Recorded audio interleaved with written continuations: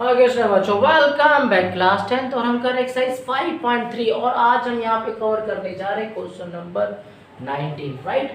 तो बहुत important question है ये। तो देखते इसमें क्वेश्चन में क्या कहा कहते हैं 200 लट्ठों की ढेरी में, ये देख लो मैंने आपके लिए चित्र बनाया है, 200 लट्ठों की ढेरी है, एक के ऊपर एक करके रखा हुआ ये लट्ठे हैं, राइट। और कहा गया है कि जो सबसे नीचे वाले टोटल लट्ठे कितने हैं 200 है, ये बात क्लियर हो, टोटल लट्ठे 200 हैं।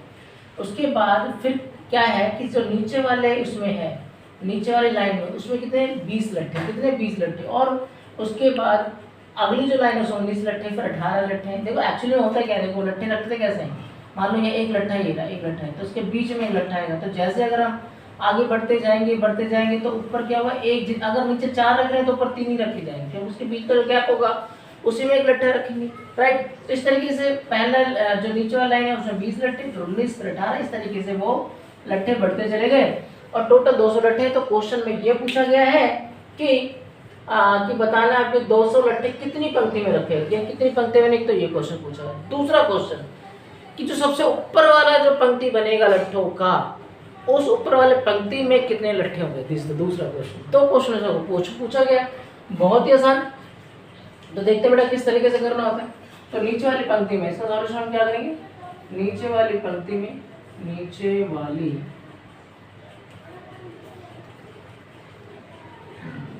से ऐसा कर सकते हैं, ऐसे लिख लो नीचे से, ठीक है, बिल्कुल नीचे से ले रहे हैं, नीचे से हमें टॉप की तरफ चलना है। तो पहली पंक्ति में लट्ठों की संख्या, पहली पंक्ति में लट्ठों की संख्या, ठीक है बेटा। इसको हम किससे डिनोट करेंगे, A1 से डिनोट कर देंगे, ये और 20 लट्ठे हैं। फिर दूसरी पंक्ति में, ठीक है, दूसरी लाइन में लट्ठों की संख्या, इसको A2 बोलना है, तो हो जाएगा 19। तो ज़्यादा नहीं लिखना, 3 4 ऐसे करके, क्योंकि हमें D की जरूरत पड़ती है, तो बस A1 A2 हमने लिख दिया, बहुत बड़ी बात है। तो D लिख कर बनेगा A2 माइनस में A1 कर लो बेटा, तो 19 माइनस में 20, तो ये आएगा माइनस का 1। डन, यहाँ तक बिल्कुल क्लियर। अगर अब हमें A पता, B पता और टोटल लट्ठे पता, तो सम का फार्मूला लगा दो, SN का फार्मूला लगा दो बेटा, SN n/2 2A प्लस में n माइनस में 1 इंटू में D, ठीक बेटा, ये लग गया फार्मूला, ठीक है।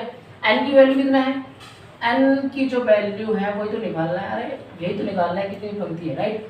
लेकिन SN मुझे पता है 200 लट्ठे हैं टोटल, 200 SN की 200 लिखते हैं, n/2 यानी n मुझे पता नहीं, n/2 रहेगा, 2A की वैल्यू बेटा 20 है और n मालूम नहीं, और D की वैल्यू माइनस का 1 है, ब्रैकेट क्लोज, ठीक है। D की जगह माइनस 1 रखा, तो इसे क्रॉस मल्टीप्लाई करेंगे 400 हो जाएगा बेटा n, यहाँ पे कोई गुना करेंगे तो ये जाएगा 40, 20 दूनी 40, और देखो -1 से गुना करेंगे तो ये क्या हो जाएगा, -1 से गुना करेंगे तो माइनस का n हो जाएगा, ठीक है। और ये वाला माइनस गुना कर क्या हो जाएगा, प्लस का 1 हो जाएगा, ठीक है बेटा।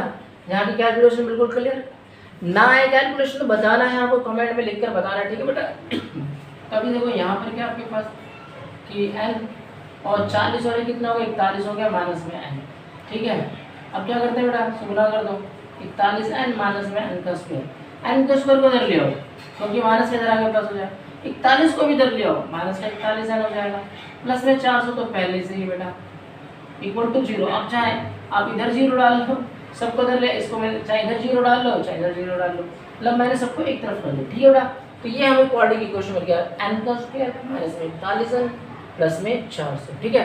अगर आप इसका आप क्या करेंगे, अब मैं अगर फैक्टराइजेशन मेथड से इसको ब्रेकअप करूँ तो 400 में चाहिए तो देखो 25n माइनस में 16n लिख सकता हूँ, सो 25 गुना 16, 25 और 16 में 41 देता है, 25 गुना 16 भी क्या देता है बेटा, क्या देता है 41 देता है, और 25 गुना 16 करेंगे तो 400 देगा, ठीक है। तो यहाँ इसको ब्रेक कर दिया हमने और यहाँ लिख दिया मैंने 400, ठीक है बेटा।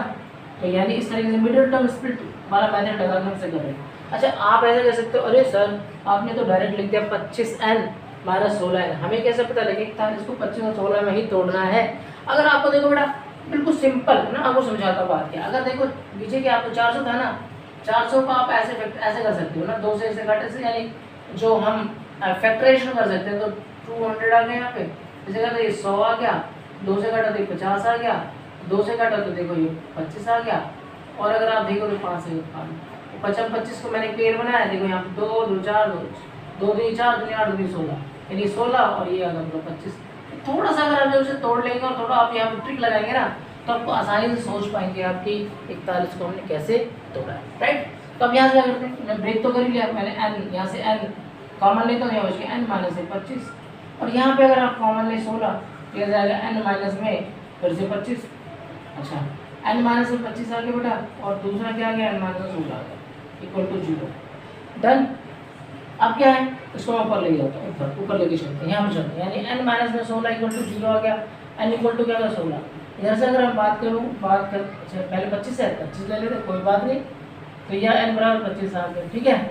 यहाँ पे क्या है, n माइनस 16 इक्वल टू 0, तो n बराबर क्या आ गया 16। अच्छा, कौन सा आंसर ले भाई, कौन सा आंसर ले, यस। देखो ये वाला जो ना n बराबर जो 25 है, ये तो पॉसिबल नहीं है, संभव नहीं है, n इक्वल टू 25 संभव नहीं है। सर क्यों संभव नहीं है, अब क्या बताएं, संभव क्यों नहीं है? संभव इसलिए नहीं है बेटा, क्योंकि देखो आप समझो इस बात को, देखो नीचे जो लट्ठे रखे हैं, कितने लट्ठे रखे हैं 20, फिर 19, फिर 18, फिर 17, फिर 16, ऐसे चलते चलते 20वीं लाइन आएगा तो एक ही लट्ठा बचेगा ऊपर, 20 से ज़्यादा लाइन तो हो ही नहीं सकता ना बेटा। फिर एन क्या गया 25 रो कैसे बन सकते हैं, बनेगा इम्पॉसिबल, राइट। तो हम यहाँ बोलेंगे संभव नहीं है, तो अतः आपकी जो n की वैल्यू है क्या आ जाएगा, यहाँ पे अतः लिख रहा हूँ मैं, अतः n की वैल्यू कितनी आ जाएगा 16, यानी पंक्तियों की संख्या कितनी हो गई 16, ठीक है ना। n बराबर 16 आने के मतलब अतः क्या लिख सकते हो, पंक्तियों की संख्या। देखो 2 क्वेश्चन पूछा था इसमें, पंक्तियों की संख्या कितनी आ गई बेटा 16 आ गई। इसमें 2 पूछा था, क्या पूछा था, ये रहा 200 लट्ठे कितनी पंक्तियों में रखे गए हैं, तो यानी पंक्तियों 16 पंक्तियों में 200 लट्ठे रखे गए हैं, राइट। अब एक और क्वेश्चन पूछा है क्या, कि जो सबसे, अब हमें ये तो समझ में आ गया कि बेटा 16 पंक्ति है, यानी 20 पहला पंक्ति, 19 दूसरा पंक्ति, तीसरा पंक्ति, ऐसे 16 पंक्ति। अब ये सबसे टॉप में जो 16 पंक्ति आएगा, उस पंक्ति में कितने लट्ठे, दिस द क्वेश्चन, राइट। तो इसका बहुत ही आसान, कोई प्रॉब्लम नहीं भाई। अब हमें क्या करना है, an का फार्मूला लगा दो, क्या करना है, an का फार्मूला लगा दो, an यानी अतः an a प्लस में n माइनस 1 इंटू में t, कोई डाउट नहीं, कोई प्रॉब्लम नहीं। a क्या है बेटा, a है आपके पास, देखो a निकल के आया, ये रहा 20 a 20 है, और 16 माइनस में 16 पंक्ति निकल गया था, 16 लिखो। d की वैल्यू माइनस का 1 था ही बेटा, तो d की माइनस 1, तो 20 प्लस में 15 गुना में माइनस का 1, तो आप देखोगे ये 20, 15 एकम 15 माइनस का 15, और ये आ गया 5,